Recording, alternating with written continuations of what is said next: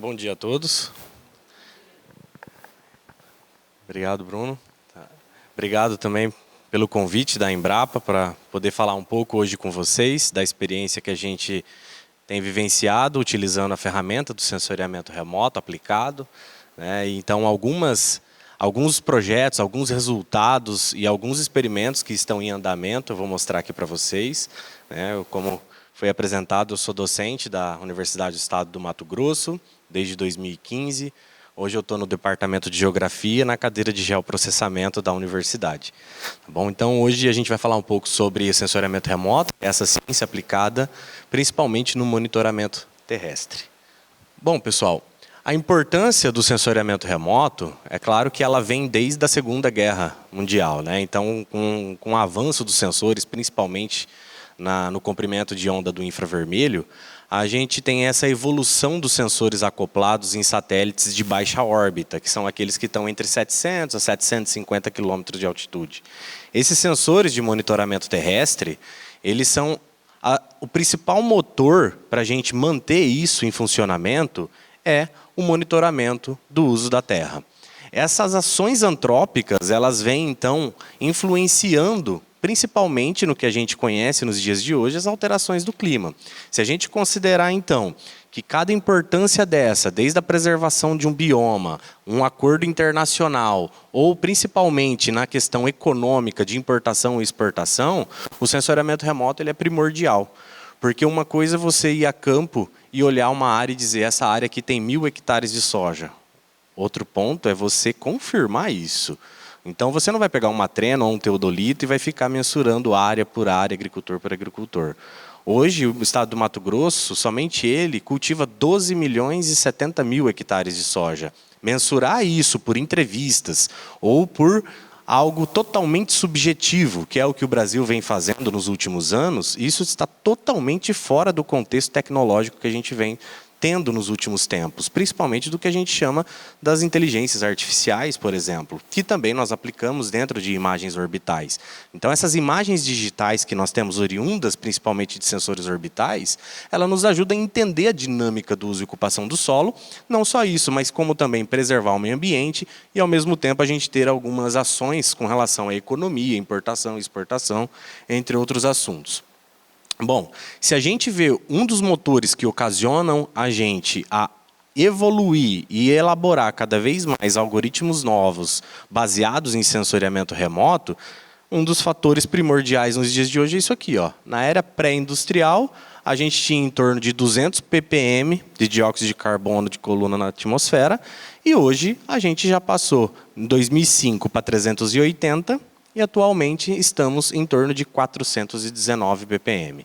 Isso aqui é um problema, porque essas ações antrópicas e também essas ações que ocasionam outros tipos de ações, como, por exemplo, o fogo, propriamente dito, elas acabam tendo essas interações e essas emissões cada vez mais alarmantes para que a gente interaja com isso. O engraçado é que há pouco tempo atrás, muitas das pessoas questionavam as mudanças climáticas, né? Isso não existe. Isso é balela, isso é conversa para boi dormir, né? Então tá, então a gente está fazendo a seguinte pergunta. Isso aqui é um truque? Ou vocês realmente acreditam na mudança climática? Só porque agora virou dinheiro, então? Então agora a gente tem que vender carbono? A gente tem que estocar carbono? Até anteontem ninguém acreditava na mudança climática, ainda fazia chacota. Tinham palestrantes por aí falando que isso não existia, uma física impossível, né?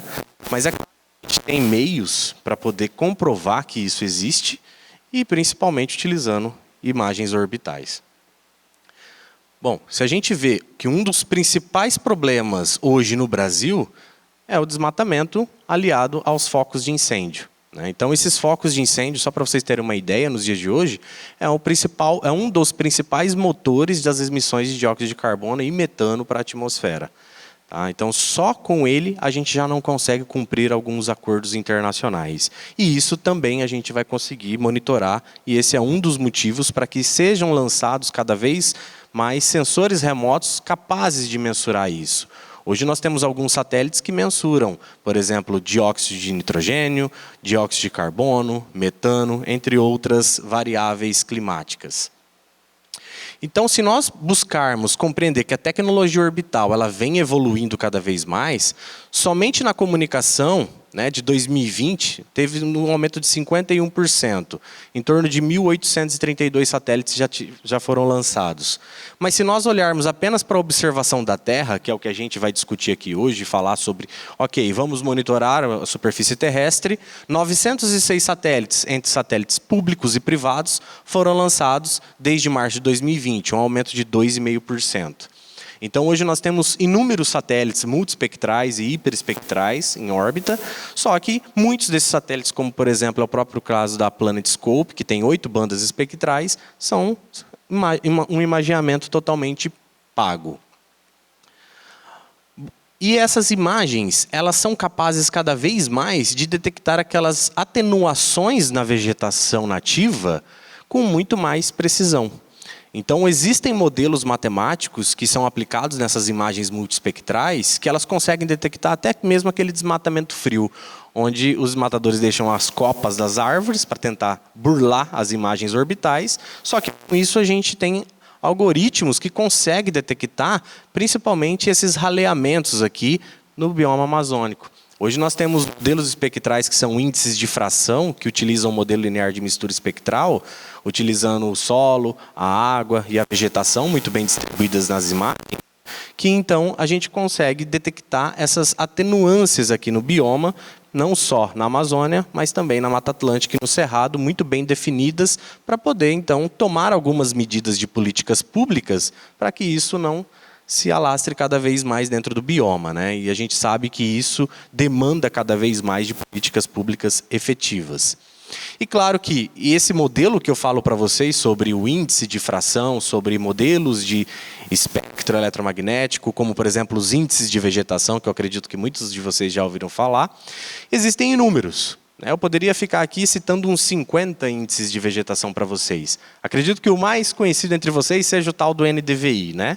Criado em 1972 por conta da absorção e reflexão no infravermelho próximo e absorção no vermelho por conta de taxa fotossinteticamente ativa.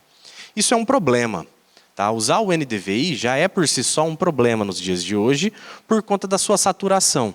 Além da sua saturação com biomassa muito grande, como por exemplo, se você pega uma castanheira, a castanheira hoje ela tem um índice de área foliar de 6, 7.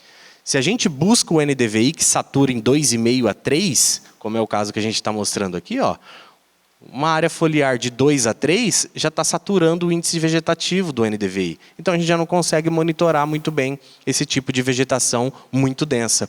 Além da sua intercomparação entre plataformas orbitais, ela fica prejudicada. Fora a questão da atmosfera, entre outros assuntos que a gente pode mencionar aqui. Mas obviamente que existem muitos índices de vegetação que são capazes de mensurar esse tipo de vegetação densa, né? Se a gente buscar, por exemplo, uma técnica chamada Tessellate Cap, ou linha do solo, que é uma técnica muito avançada dentro do sensoriamento remoto, ele utiliza então a ortogonalidade de índices de vegetação. A gente calcula a equação de tendência, utiliza o R ao quadrado para poder então calcular esses índices de vegetação que são muito mais precisos e que você pode ter uma biomassa muito mais efetiva e isso não vai atrapalhar. A gente sabe que tem algumas variedades de soja que chega a 4 de índice de área foliar. Como que eu vou detectar isso com um índice que não consegue alcançar? Então não tem jeito, a gente precisa se especializar nesses problemas em que cada índice mostra. Aqui para vocês terem uma ideia, né, se a gente olhar para o ponto de vista do meio ambiente, a questão do monitoramento do uso do solo ela é extremamente importante no que diz respeito também às mudanças climáticas.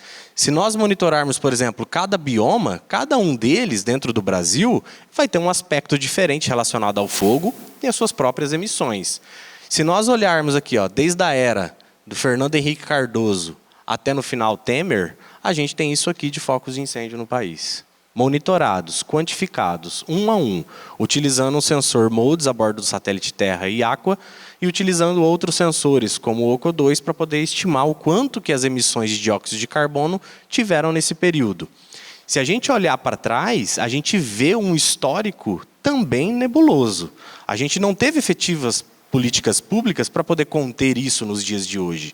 Então, esse é um histórico e um panorama que a gente vem tendo que não é só culpa exclusivamente das ações antrópicas, mas também em áreas de políticas públicas que a gente deixou de agir, né? Aí, então a gente teve agravamento no desmatamento, a gente teve outros pontos de incêndio em determinados pontos do bioma e alguns pontos de cerrado dentro da Amazônia que também ela tem o seu ponto de ignição propriamente dito. E a gente consegue mensurar isso. Se a gente partir e olhar sobre o Acordo de Paris que a gente fez, né, em 2015, a gente prometeu que até 2030 a gente ia emitir só 1,2 gigatonelada de dióxido de carbono para a atmosfera. E aqui a gente comprovou, utilizando o método de previsão ARIMA, utilizando imagens orbitais, que em 2030, só pelo fogo, utilizando imagens orbitais, a gente vai emitir 5,7 gigatoneladas de dióxido de carbono. Tá? Então, a gente tem um problema muito maior do que propriamente dito olhar, por exemplo, a agricultura está fazendo isso. Ok, a gente tem um problema primário. A gente tem um problema que é mensurado. E o sensoriamento remoto ele traz essa ajuda para a política pública poder tomar alguma ação. Né? Porque a gente, como cientista, ou como consultor independente, ou como ONG, talvez a gente não tenha a força que um governo vá apresentar. E esse tipo de dado aqui, pessoal, é dado público. Tá? É claro que você precisa saber mexer com sensoriamento remoto para poder quantificar isso. Mas são dados que estão à disposição do público global. Ok? Bom, qual que é o outro problema? Se a gente olha o fogo propriamente dito, até esses dias atrás nós tínhamos uma prática muito comum, né, de colheita da área de cana-de-açúcar, que hoje, obviamente, que é com uma colheita mecanizada, né, em alguns pontos do país, mas a gente teve, até esses dias atrás, discussões na Câmara dos Deputados, sobre voltar ou iniciar o plantio da cana-de-açúcar no bioma Amazônia e no Pantanal. Né? Qual que é o problema disso? As áreas prioritárias de conservação que nós temos, elas estão inseridas nesses biomas. Né? A maior parte delas estão conservadas por conta disso. Se a gente implementa e deixa a cana-de-açúcar entrar nesses biomas, eles vão entrar principalmente no lugar de quem? Eles vão ter que competir diretamente com a soja ou com o pasto. Enquanto a soja e o pasto está fazendo um bom serviço, talvez sendo bem manejado na captação de carbono, por exemplo, aqui a gente correria alguns riscos, por exemplo, de colheita com queima, e isso se alastrar para alguns pontos que seriam prioritários de conservação. E a gente consegue monitorar toda essa área, tanto de agricultura, quanto de queima e quanto de emissão, utilizando essas imagens orbitais, né, oriundas de satélites de baixa órbita. Esse aqui é uma outra vertente que a gente precisa se atentar muito no monitoramento terrestre, utilizando sensoriamento remoto, que é sobre a abertura de novas estradas. A gente sabe que a abertura ia levando mais a população em lugares que não eram para levar, principalmente nesses pontos de conservação, a gente tem a BR-319, que é um baita de um problema. Né? Tá vendo todos esses pontos aqui que vocês estão enxergando?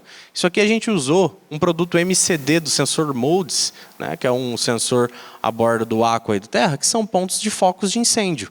Tá? A maior parte dos focos de incêndio estão nesse buffer aqui na estrada. E, consequentemente, as maiores áreas que têm a ação antrópica. Aí você fala, poxa, mas tudo bem, a pessoa tem que se alimentar, ela precisa desmatar. Não, são áreas que são só degradadas e não estão produzindo absolutamente nada. Tá? A degradação ela ocorre e, consequentemente, os focos de incêndio eles também começam a ocorrer ao longo dessa estrada. Tá? Isso atinge, obviamente, unidades de conservação, áreas indígenas, entre outros fatores que a gente precisa ter essa conservação. Então vejam que o sensoriamento remoto ele chega a lugares do monitoramento terrestre em que, se a gente fosse mensurar via terrestre, a gente levaria muito tempo e talvez não chegaria num resultado tão preciso que é esse. A gente ficaria na subjetividade. Né? Então são dados que realmente nós conhecemos os erros e, quando você conhece o erro de um dado, você tem uma maior precisão estatística. E aí a gente sai daquele ponto de achismo. Né?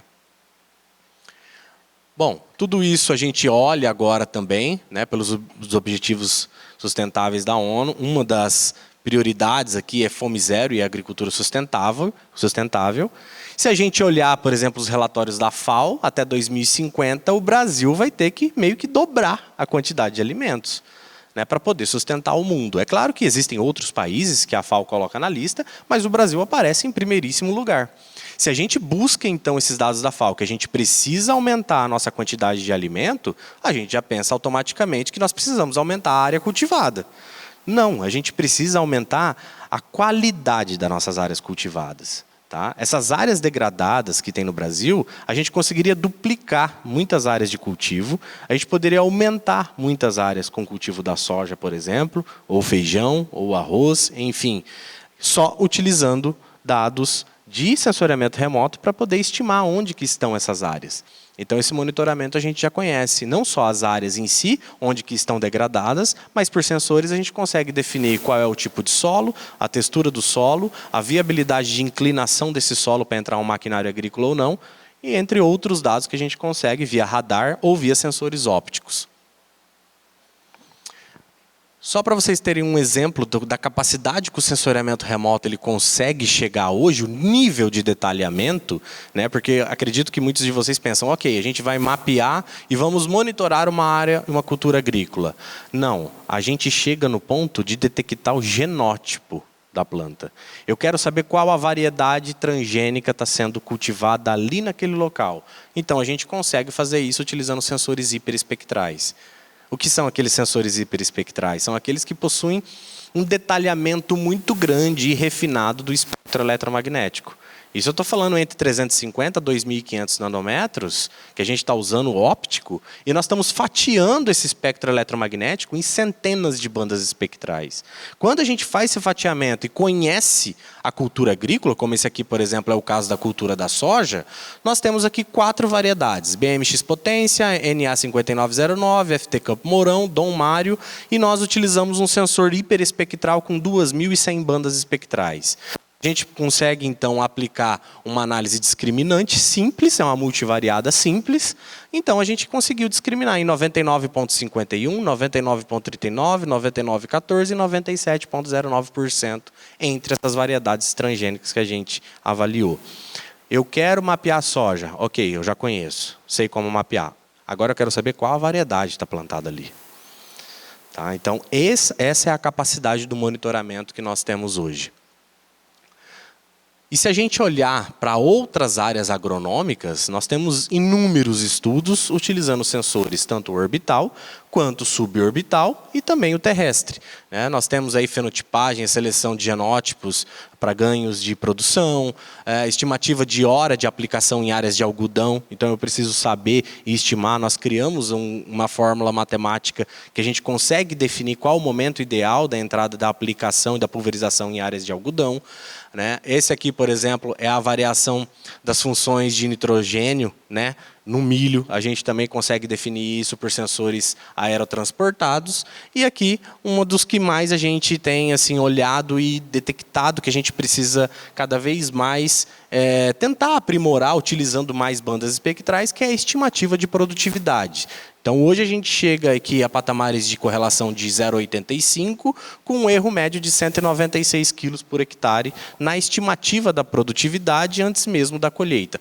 Então, a pessoa está no estágio vegetativo, no topo do vegetativo da soja, a gente já consegue falar qual a produtividade disso com um erro de 196 quilos por hectare. Então, esse tipo de sensoriamento remoto, que a gente aplica algo avançado nela, é o que torna essa informação num dado plausível de ser utilizado. Porque a imagem por si só, o dado do sensor remoto por si só, eu sei fazer o download da imagem, eu tenho os dados, eu coletei o dado. Tudo bem, ótimo, a sua hipótese está aí. Agora, como você vai testar ela, comprovar, elaborar novos cálculos, utilizar um machine learning, um deep learning, ou uma classificação supervisionada ou não supervisionada, é aí que você vai ter que elaborar algo novo para poder entender e conseguir visualizar esse tipo de informação que a gente busca.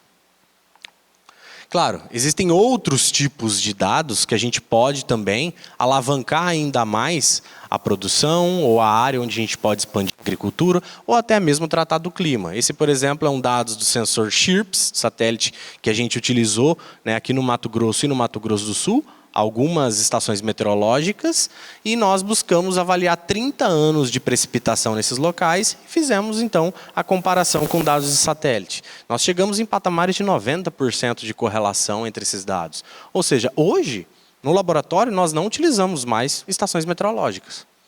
Tá? A gente não utiliza mais. A gente tem dados que são até mais confiáveis de satélite do que a própria estação. Porque a estação meteorológica está num ponto fixo.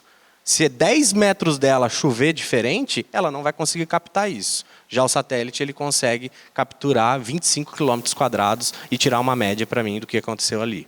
Okay? E, obviamente, a gente tem outras questões trabalhadas com eucalipto, com outras culturas agrícolas, baseadas em fertilizantes, baseadas em emissões, enfim, tudo isso para tentar entender, monitorar e verificar como que a gente pode expandir a nossa produção aliada à conservação e sustentabilidade. Esse aqui é um manuscrito que a gente acabou também trazendo à tona, né, principalmente porque a gente sabe que o manejo integrado do solo e também o plantio direto na palha, eles acabam influenciando no que a gente olha de mais sustentável dentro da cultura da soja, por exemplo. Então, quando a gente faz esse trato cultural ou a gente faz uma semeadura direta, nós estamos conservando e ajudando a absorção de carbono. Se a gente olhar, por exemplo, só a vegetação em si, a vegetação hoje ela consegue guardar entre 600 e 700 petagramas de carbono. Né? Hoje a gente tem isso no globo terrestre. Se a gente tem um manejo sustentável dessas áreas, a gente consegue conservar e ajudar o estoque de carbono, principalmente no solo. A gente aqui nesse caso, nós pegamos todas as áreas que nós já tínhamos monitoradas de soja ao longo do estado do Mato Grosso, e aí o que nós fizemos? Buscamos entender quantos hectares no estado era cultivado com plantio convencional e o plantio direto na palha. Poxa, mas você me pergunta, mas tem gente fazendo convencional? Tem. Principalmente as novas áreas. Existem muitas pessoas revolvendo o solo de tempos em tempos. É claro que ele é uma fração muito menor do que o plantio direto na palha, mas se nós temos aí 100, 200 mil hectares fazendo o cultivo convencional, a gente acaba tendo um revolvimento muito grande desse solo e a gente perde, consequentemente, esse estoque de carbono. Tá? A gente acaba revolvendo esse solo, perdendo matéria orgânica, enfim, e trazendo à tona outros problemas. Então, a gente começou a monitorar como que era isso. Como no estado do Mato Grosso nós temos uma atividade microbiana muito forte, a gente resolveu separar em no-tillage de alta ação microbiana e no-tillage de baixa ação microbiana. Então, fora o plantio convencional. E aí nós detectamos que a maior parte, realmente, alguns poucos pontos que ficam ao longo do mapa que tem o preparo do solo com revolvimento, tá? Para a semeadura da soja. E aí, baseado nisso, a gente começa a tentar entender, tudo bem, então se nós temos uma emissão de carbono e uma absorção aliado com o plantio direto e a gente tem essa conservação e a gente consegue priorizar isso, vamos tentar utilizar um sensor remoto que a gente distribua isso em 2 latitudes. Então, a gente mapeamos a soja no Passo Fundo, né, no Rio Grande do Sul, que aí a gente, obviamente, teria uma atividade microbiana menor, né, uma degradação dessa palhada com um tempo maior, quando comparada com o estado do Mato Grosso, e mapeamos também Sinop. E aí nós fizemos essa comparação. Obviamente que a gente fez algumas análises, tanto de temperatura quanto de albedo, mas o que a gente vê é que nós temos uma crescente, quando se tratar de plantio direto na palha, da coleta e absorção desse carbono. Tá? A gente tem uma ajuda com relação a esse estoque, e só que a gente tem que ser realista ao mesmo tempo. Como aqui a gente tem uma atividade microbiana muito alta, se a gente compara com o Rio Grande do Sul, lá nós temos uma absorção maior de carbono do que quanto comparado com o Sinop. E fora que a questão da temperatura, né, do solo que a gente monitorou via sensoriamento remoto, com o sensor TIRS do Landsat 8, a gente também tem uma temperatura bem mais amena naquelas áreas que estão sendo cultivadas com o plantio direto na palha. E a gente vê as correlações fortes, né? Se a gente pegar, por exemplo, toda a predito e observado entre a absorção do carbono, a gente tem que essas predições para o futuro, elas só tendem a aumentar, tá? Tanto em Sinop quanto no Rio Grande do Sul. Se a gente olhar aqui, ó, existe uma elevação desse GPP, que é a nossa vamos dizer assim, a nossa absorção de carbono, né, para o solo propriamente dito por meio da biomassa, e a gente estimou para o futuro, a gente tem só tendência de aumento baseado nessas áreas que tem o plantio direto na palha nessas 2 latitudes.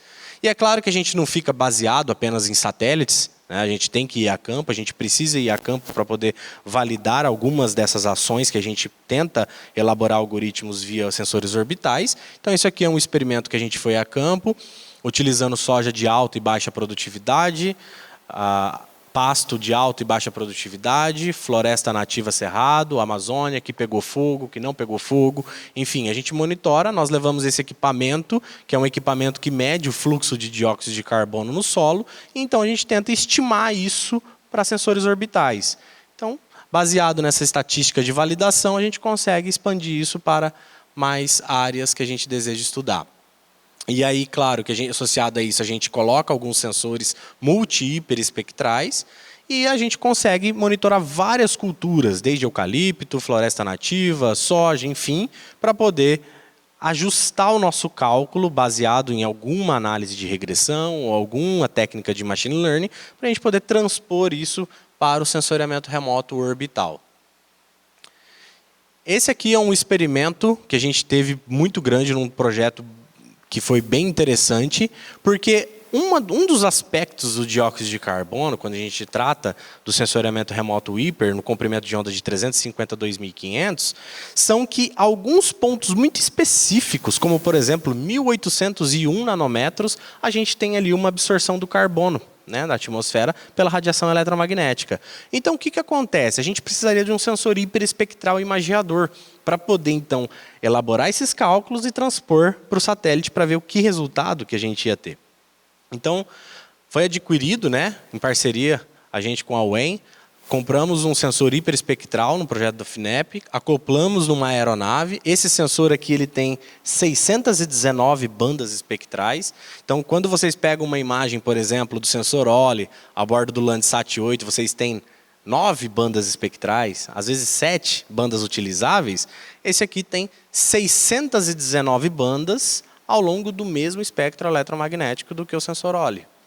Então, a gente tem um refinamento, um detalhamento desse espectro eletromagnético que nos permite entender ponto a ponto do espectro para poder elaborar um cálculo e estimar esse fluxo de dióxido de carbono. Então, por meio disso, a gente fez um imaginamento de uma área que nós tínhamos alguns usos do solo, como floresta, solo exposto e pasto, e então nós aplicamos alguns cálculos para que a gente pudesse transpor isso para sensores multiespectrais orbitais, como foi o caso aqui que a gente fez a correlação entre a ISA Fênix, que é esse sensor hiper, com o sensor OLE do Landsat 8, obtendo correlação de 80%, com o MSI do Sentinel-2 78% e com o PlanetScope com 80%. Então, ou seja, hoje se nós utilizarmos a Planet ou o Landsat 8, nós teríamos a mesma resultante quando tratado de fluxo de CO2 da vegetação. Esse aqui é um exemplo só para mostrar para vocês o como é importante a gente entender a parte de monitoramento e de cálculos para poder realizar essas absorções e essas emissões de dióxido de carbono. Esse aqui é o centro de Sinop. Tá? Isso aqui foi o que eu fiz rapidamente para trazer aqui para a palestra. Eu peguei algumas áreas aqui que nós temos conservadas no centro, né? Aqui o parque, aqui a mata ali da Unemate. E aí eu fui calcular o quanto que nós teríamos de emissão e de absorção em vários pontos da cidade, né? Aqui a gente não enxerga muita coisa, mas a gente olha aqui, os pontinhos verdes são áreas que estão ajudando na absorção. E se a gente olhar a temperatura média do nosso município, já cria um alerta para a gente, porque a nossa tendência é de crescimento dessa temperatura média. Então isso mostra que a gente precisa cada vez mais tentar arborizar o centro do nosso município. E é claro, a gente tem uma diminuição ao longo do tempo da absorção de carbono. Mas a gente chega aqui em patamares de, só nessa área aqui que vocês estão vendo, tá? Significa esse gráfico, de 75 mil toneladas de CO2 equivalente absorvido. Isso só para o centro de Sinop. Somente com essas áreas prioritárias aqui que estão conservadas. Você imagina se a gente arborizar. Se a gente comparar com Maringá, por exemplo, Maringá é um município totalmente arborizado, desde sempre. É claro que aí, entendendo toda essa dinâmica, como que a gente olha para o estado de Mato Grosso? Olha os patamares que a gente se encontra. As áreas que têm uma menor emissão de dióxido de carbono são áreas que têm 388 ppm. Se a gente lembrar que a gente até esses dias nós estávamos com 280 ppm, né, na era pré-industrial, a gente então já fez um belo de um serviço reverso. A gente precisa cada vez mais ter essas áreas prioritárias de conservação, mas também nós precisamos da área segunda FAO para a gente poder alimentar o planeta. Então, o que a gente precisa tentar entender é que a gente precisa utilizar a ferramenta do sensoriamento remoto para monitorar cada vez mais essas áreas e associar a área da agricultura com a sustentabilidade em associação com as áreas de preservação. Isso é necessário. Outras ações, como por exemplo a integração lavoura-pecuária ou integração lavoura-pecuária-floresta, já existem artigos científicos mostrando que só de você colocar a integração lavoura-pecuária, você já aumenta em torno de 750 quilos de carbono por hectare estocado, só por conta dessa prática. A integração lavoura-pecuária-floresta já fica um pouco abaixo em áreas tropicais secas, né? Fica em torno de 550, mas ainda assim é um aumento. Então, essas práticas, não só do plantio direto, mas como também da integração, ela favorece o estoque de carbono. E, consequentemente, a gente tem menos emissões. E se a gente transpor isso, não só para o estado do Mato Grosso, mas também para todo o bioma amazônico ou para a bacia amazônica, a gente olha esses problemas associados com o balanço por conta dessas áreas que estão sendo abertas, né? Áreas novas, ilegais que estão sendo abertas, acabam acarretando esses grandes problemas. E se a gente olha para as queimadas que estão acontecendo, olha aqui, ó, olha onde que estão as principais queimadas aqui, ó. Fora a Bolívia, o Mato Grosso é um dos campeões. E a gente não tem área de queimada apenas em floresta. Na área, quando você está ali com a palhada do milho esperando para entrar a soja, inúmeras áreas são frutos de focos de incêndio só aqui no estado do Mato Grosso. No último ano eu tive um aluno de mestrado que a gente quantificou essas áreas. Só no ano passado e no ano retrasado foram 300 mil focos de incêndio em áreas que eram colhidas com milho e ia fazer a transição já para a semeadura da soja. Então é um problema. E se a gente olha isso aqui, olha a correlação dos focos de incêndio com a emissão de dióxido de carbono. Ela é totalmente correlacionável. E isso é um problema para nós quanto à atmosfera, e não só quanto à atmosfera, mas também o balanço hídrico, né? Obviamente que a gente tem um conhecimento, né, sobre onde estão muito bem definidas as áreas amazônicas e estado, só que essa transição ela acaba sendo um ponto de discussão muito grande, principalmente no que o pessoal olha sobre os efeitos das leis, né? Só que nós precisamos entender que essa divisão entre a Amazônia e o Cerrado, ela foi feita lá no projeto Radam Brasil. Isso lá na década de 70, isso já foi. A ação antrópica, ela deu conta de mudar essas bordas.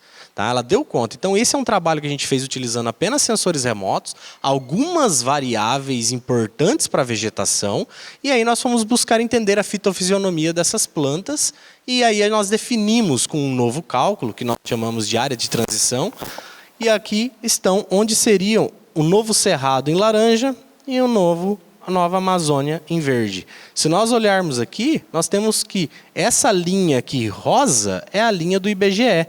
Então, ou seja, o Cerrado ele já avançou em alguns pontos para dentro da Amazônia. E quando a gente correlaciona áreas de uso do solo, né, pela agricultura ou áreas degradadas, ela fica coerente, ela bate em cima desse empurrão que o Cerrado está dando aqui para a Amazônia. É claro que isso acarreta inúmeros problemas, né? Mas uma vez que a gente já tem isso, e as nossas leis ambientais elas são relativamente novas, a gente precisa colocar elas a par do que está acontecendo e a política pública olhar para isso aqui, ó. A gente precisa mudar essa linha. Não adianta eu querer tratar esse cara que está aqui plantando soja como um cara de Amazônia. Ele não é mais Amazônia. Faz muito tempo. Tá? Ele já é cerrado. E aí aplicar para ele as questões da Amazônia, mas que ele está ali dentro de um bioma que já foi transformado para cerrado. Ele está, então, causando, entre aspas, uma mini desertificação. Mas isso já aconteceu. O que a gente precisa tratar é daqui para frente. Como que nós lidamos com isso para que a gente produza aliado com essas áreas de mata em pé? Né? Esses aqui são alguns experimentos que a gente vem fazendo em casa de vegetação, tanto lá na Unemate quanto aqui na Embrapa, com alguns projetos que a gente tem aprovado. Então, o que nós buscamos fazer para poder entender cada vez mais o que está acontecendo no sensor remoto? Nós buscamos sensores hiperespectrais e sensores baseados em infravermelho e umidade, temperatura, e nós medimos o que está acontecendo nesse solo em termos de emissão e absorção do carbono perante plantios de cacau, eucalipto e soja. A gente tem 2 experimentos em andamento com soja, que é com o nematóide, vários níveis de nematóide, e também outras variedades de soja, a variedade com transgenia e sem transgenia, para a gente ver o que acontece em termos de absorção, para a gente poder nortear daqui para frente aquilo que eu estou falando desde sempre na palestra, que é sobre nós precisamos fazer o cultivo, aumentar a nossa produção, segundo a FAO, só que a gente precisa nortear os agricultores. Não adianta a gente ficar falando só da conservação e não ter um norte para dar para eles. A gente precisa mostrar, olha, se você cultivar a variedade tal, você vai estar ajudando na absorção desse carbono. Se você tiver boas práticas e tiver uma biomassa melhorada na sua soja, você também está ajudando, num certo período de tempo que essa soja está ali, na absorção do carbono. Nós publicamos um artigo na Environmental Research que a gente avaliou todo o ciclo fenológico da soja em campo e tem um dia que a soja consegue absorver mais carbono, se bem manejado, do que uma floresta nativa amazônica. Um dia do seu ciclo, tá? Claro que se a gente pegar todo o ciclo, isso não é verdade. Mas existe um dia, só para mostrar que ela bem manejada e com a biomassa, com alta capacidade de taxa fotossintética, ela consegue fazer esse tipo de serviço ecossistêmico. Esse aqui é um outro experimento que a gente está mensurando e medindo com dados com RTK, para a gente poder entender a distribuição espacial em áreas de pastagem. Pastagem com alta degradação, baixa degradação e nenhuma degradação em consórcio com milho, né? O cara colheu o milho, colocou o pasto, então a gente também foi nessa área para tentar entender. Esse estudo aqui é um estudo que está em andamento, a gente georreferenciou cada ponto, né, do fluxo de dióxido de carbono e nós vamos transpor isso para o satélite PlanetScope para a gente poder monitorar todo o estado do Mato Grosso e verificar se essa prática aqui do milho, em seguida o pasto, se ele ajuda nesse ciclo do dióxido de carbono, nesse fluxo para a tendência da absorção. É claro que a gente olha para o mapeamento da soja, olha para as questões da natureza, olha para a sustentabilidade, mas a gente precisa ter dados confiáveis para isso, pessoal. Não adianta eu tentar monitorar uma área de soja e achar que aquele mapeamento está 100% certo. A gente precisa ir a campo, validar isso, mesmo porque existem alguns acordos e políticas nacionais e internacionais que se baseiam nesse tipo de dado aqui. Hoje, por exemplo, nós temos o acordo de cooperação com a Conab, e antes deles divulgarem o resultado, eles usam os dados do Soja Maps para balizar os resultados deles. E isso tem muitas implicações, porque existem municípios que podem plantar a soja tranquilamente, outros municípios eles precisam ter um zoneamento um pouco mais acurado e também nós temos aqui a moratória da soja, que em municípios amazônicos, se nós tivermos um desmatamento, é proibido plantar e colher soja. Então isso ajuda a monitorar e integrar essa produção de alimento com a sustentabilidade. E claro que agora entrando um pouco mais na parte agronômica da coisa, né, do sensoriamento remoto, a gente utiliza então uma base de dados, né, uma grande quantidade de dados para poder monitorar todas as áreas de soja que nós temos aqui no país. Né, de norte a sul, de leste a oeste, a gente monitora isso com precisão e com validação estatística. A gente acabou olhando, né, a plataforma Google Earth Engine, que desde 2017, quando o código-fonte foi aberto, a gente buscou integrar todo o nosso banco de dados para dentro da plataforma, para poder automatizar esse nosso código que a gente fazia manualmente no servidor interno. A gente consegue, então, agora fazer em poucos segundos rodando o nosso código em JavaScript. Então, ou seja, mesmo que a soja ela seja uma soja precoce ou tardia, a gente consegue balizar nossas imagens utilizando multiresolução, vários sensores remotos, para poder identificar ponto a ponto e exaltar a soja onde ela está aqui no nosso país. Okay? Então, a gente consegue fazer essa separação e fazer comparações que a gente chega com correlações muito altas quando vamos validar a campo. É claro que para isso a gente utiliza alguns sensores, né? Como a questão aqui é multiresolução, a gente está trabalhando com o sensor MODES no Terra, né? O MODE 13Q1 com 250 metros de resolução espacial, o sensor OLE a bordo do Landsat 8 com 30 metros de resolução espacial e o sensor MSI no Sentinel-2 com sensor de 10 metros de resolução espacial. Obviamente que a espectral e a radiométrica elas vão ser alteradas conforme o sensor, mas a gente consegue integrar elas numa análise orientada em geoobjeto. E aí a gente usou, muitas das vezes ao longo dos anos, dados de campo para poder validar. É claro que agora com a PlanetScope nós fizemos uma parceria com eles e eles fornecem os dados gratuitamente para o laboratório e a gente passou a validar muitas das áreas remotas que tinham soja com dados de 3 metros de resolução espacial. Com isso, né, nos primeiros momentos a gente foi em muitas das áreas poder fazer a validação desse mapeamento que nós tínhamos e nós chegamos aí num ponto de 96% de acurácia, né, com o índice kappa. Se a gente olhar para o global, né, sem considerar o erro do algoritmo e o erro do usuário, a gente chegou então a 99% de acerto. Essas áreas onde nós erramos, tinha dois problemas. O primeiro problema, resolução espacial. Quando nós temos, por exemplo, um pixel, mesmo que seja de 10 metros, imaginem uma estrada. Essa estrada ela está do lado de uma área de soja. Quando o pixel ele pega no entroncamento entre a estrada e a área de soja, nós temos o que nós chamamos de sensoriamento remoto de modelo de mistura. Nós temos uma mistura espectral. Então ela acaba se confundindo e torna isso para a gente um dado equivocado, né? É claro que isso não acontece com muita frequência, tanto é que o erro nosso é muito baixo perante a isso. E outra questão nossa é sobre as áreas onde nós temos a coleta com o GPS e o GPS tem o seu próprio erro quando relacionado ao GPS de navegação, porque todos esses pontos aqui não foram georreferenciados, né, com RTK, são GPS de navegação, podendo até ter 50 metros de erro. Então isso também entra aqui no nosso erro. E um terceiro é que por conta de áreas muito pequenas, e como a gente pode utilizar um sensor que tem 250 metros, ou seja, 6,25 hectares por pixel, se a pessoa plantou 5 hectares de soja, a gente pode, porventura, não conseguir detectar essa área. Ah, mas tem área de 5 hectares aqui no Mato Grosso? Tem, pessoal, tem. Por exemplo, você pega uma parcela aqui da Embrapa, que está tendo um experimento, pode não dar 5 hectares. Pronto, a gente não pegou.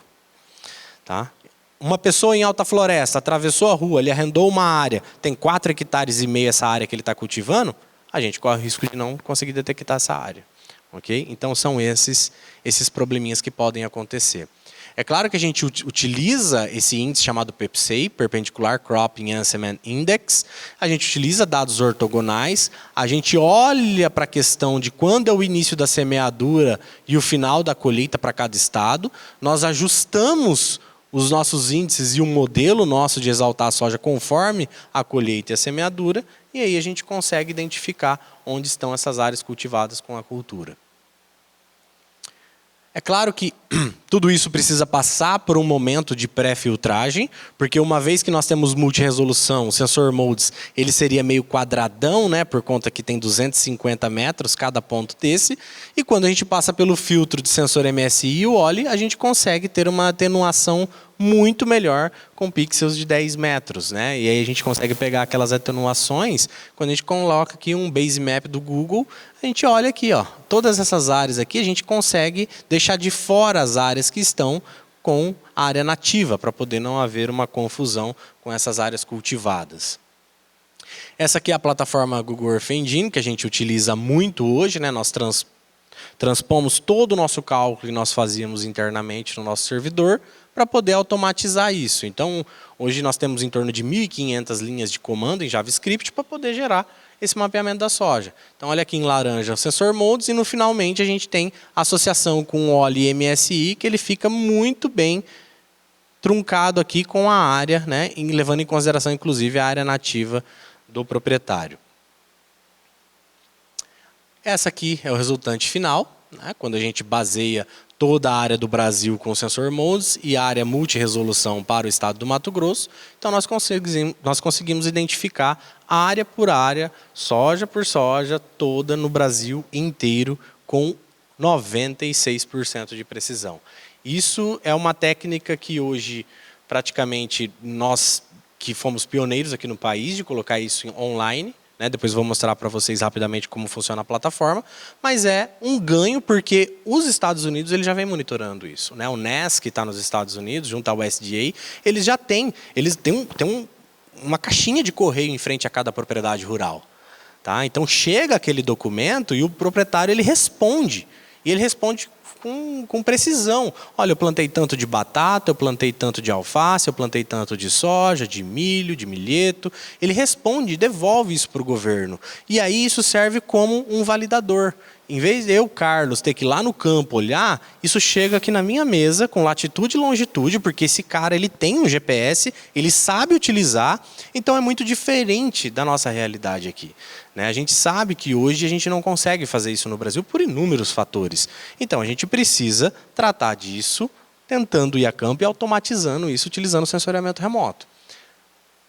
Aqui é uma evolução, só para vocês verem, eu montei um gifzinho aqui, desde a safra 16-17, quando nós resolvemos colocar essa safra inicialmente na plataforma, até a safra 22-23, aqui só está 21-22, mas a gente já tem a 22-23. Se você olhar a alta floresta aqui, olha como houve uma evolução de áreas de soja cultivada. A gente consegue olhar isso, a gente consegue inclusive cruzar com dados muito significativos, porque praticamente toda essa área que teve de aumento no município de Alta Floresta, Carlinda, Paranaíta, por exemplo, que são o extremo norte do estado, foram em áreas de pastagem degradada e agora no último ano de pastagem inclusive que estava adequada.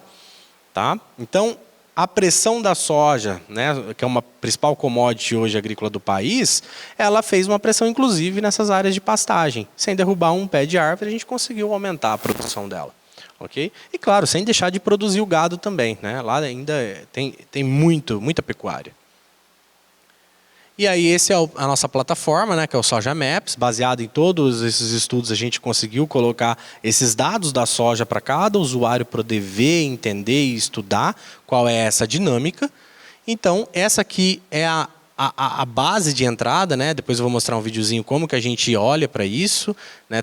Estão todas as áreas aqui online, tanto do Mato Grosso quanto do Brasil, para que o usuário possa interagir, já com esse produto pronto. Ninguém vai precisar fazer um produto para poder olhar essa área de soja. A gente já calcula no laboratório, deixa tudo bonitinho, o produto, e coloca na plataforma para cada usuário poder acessar. Então, tanto o Brasil quanto o estado do Mato Grosso, a pessoa consegue clicar em qualquer ponto, verificar a saúde dessa planta, a saúde da vegetação e ver o histórico de quanto esse município ele veio cultivando ao longo dos últimos anos com a área de soja, quando comparado ao tamanho total do seu município. Alguns produtos também nós colocamos aqui online, como produtos de índice de vegetação, precipitação, enfim, e hoje nós temos muitas pessoas que acabam acessando a plataforma, né, desde universidades, bancos, ONGs, enfim, nós temos um espectro de pessoas que vêm acessando essa plataforma que é de interesse público, é de interesse para o país, para a gente poder colocar esses dados da principal commodity hoje. Okay? Hoje são 18 mil usuários a plataforma, 60 países acessam e, inclusive, a nossa própria Conab acessa para poder balizar se realmente o que ela está tentando olhar a campo, que é a maior parte do trabalho dela é enviar esses técnicos a campo, e correlacionar com os dados de sensoriamento remoto.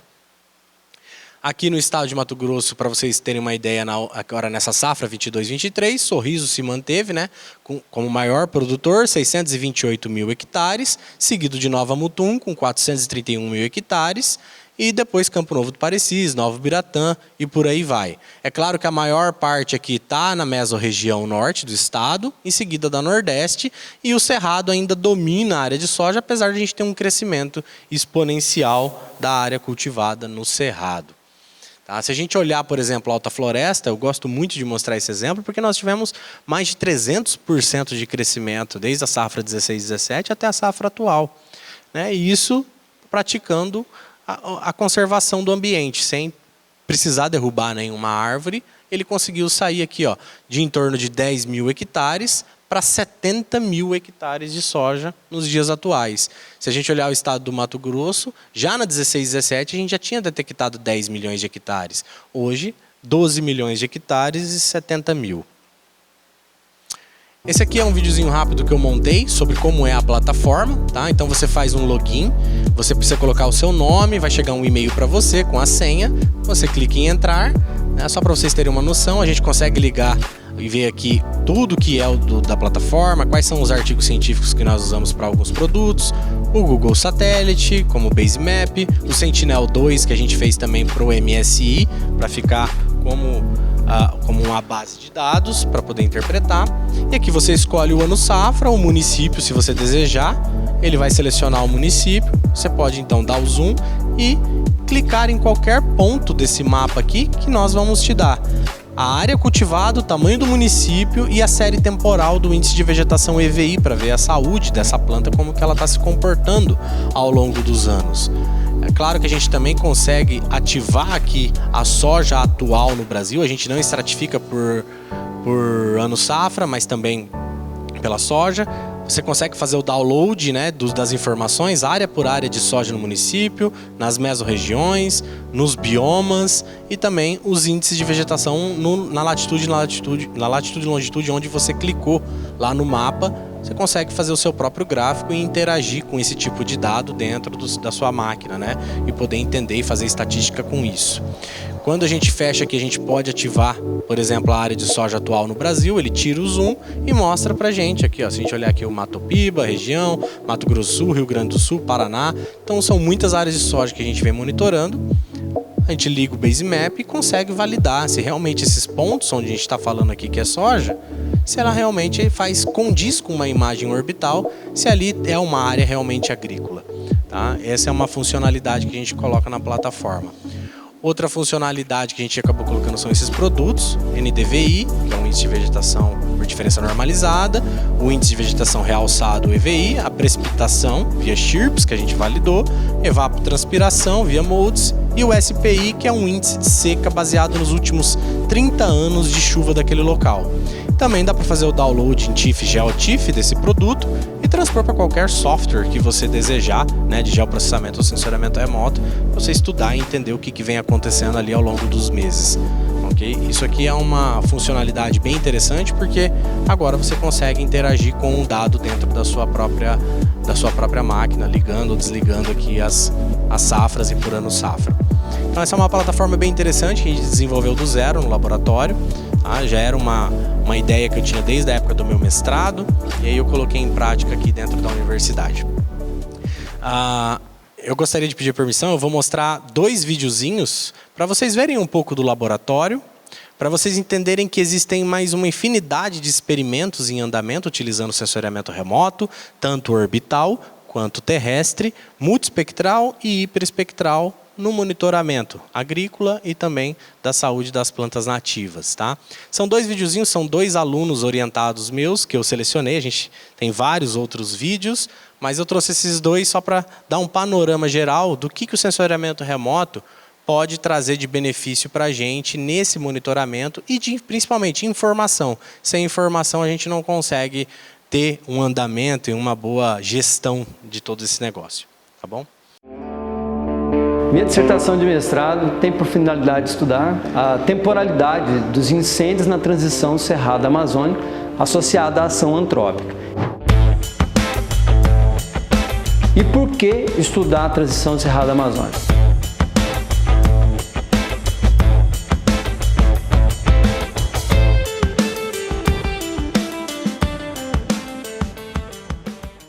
É uma região muito importante para o mundo. Essa região fez o Brasil se tornar o maior produtor de commodities do planeta, ou um dos maiores. Só que esse crescimento do Brasil fez com que avançasse uma antropização em direção à maior usina de serviço ambiental, que é a Amazônia. O fogo sempre esteve associado a um conjunto de evolução da própria natureza ou até mesmo do próprio ser humano. No Cerrado, por exemplo, muitas espécies dependem do fogo para poder evoluir. Porém, isso é característica desse bioma.